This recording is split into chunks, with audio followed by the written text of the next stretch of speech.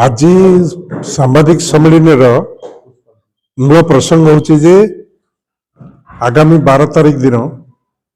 सारा देश रे श्रमिक मान जो धर्मघट हम से धर्मघट को 10टी केंद्रीय ट्रेड यूनियन एवं संयुक्त किसान मोर्चा आपको डाकरा दी डाकरा को समर्थन जन बैंक कर्मचारी फेडरेशन एवं विद्युत कर्मचारी फेडरेशन मध्य समर्थन जन चार्टा लेबर कोड को गत नवेम्बर 21 तारीख दिन से सारा देश में प्रचलन करेंगे घोषणा कर लेबर कोड लागू है ताले श्रमिक मानकर सर्वनिम्न मजूरी दिन को मात्र 178 टंका हम बर्तमान ओडिशा सरकार सर्वनिम्न मजूरी हूँ दिन को 462 टंका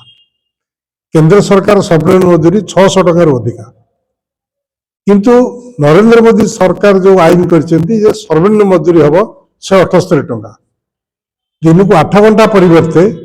12 घंटा समय लागू हम गोटे दिन धर्मघट जब श्रमिक मैंने करेंगे ताले बेआईन घोषणा कर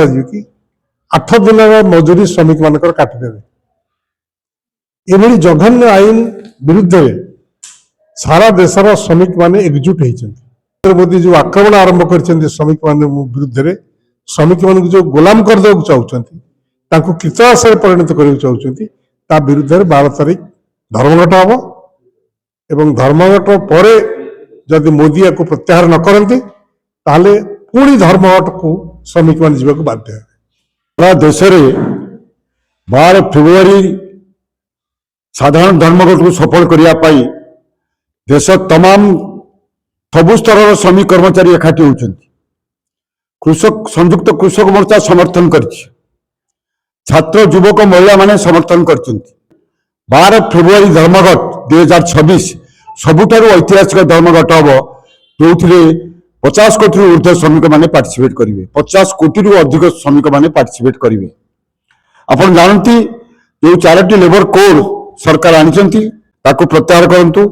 मनरेगा आईन जो परिवर्तन कर प्रत्याहार करंतु समशक्ति नीति जो 2025 रे सरकार जो नीति ग्रहण कर प्रत्याहार करंतु ता सहित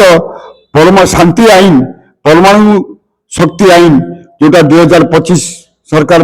आनी प्रत्याहार करंतु एवं श्रमिक अधिकार सब छड़े ने यही जो अवस्था आसा विरुद्ध में 12 फेब्रुआरी धर्मघट को सफल करने आम ओडिशार समस्त श्रमिक कर्मचारी मान आह्वान करुचु एवं संयुक्त कृषक मोर्चा कृषक युवक छात्र महिला मान अनुरोध करुचु ये धर्मघट जोगदेवे यही जो प्रस्तावित आईन सब आनी फेरस्त करने प्रत्याहार करने आम दाबी करुचु निश्चित भाव में जदि सरकार एक दाबी न मानती लगातार धर्मघट हम से जहाँ परिस्थिति पूजिब मोदी सरकार संपूर्ण भाव में दायी रही।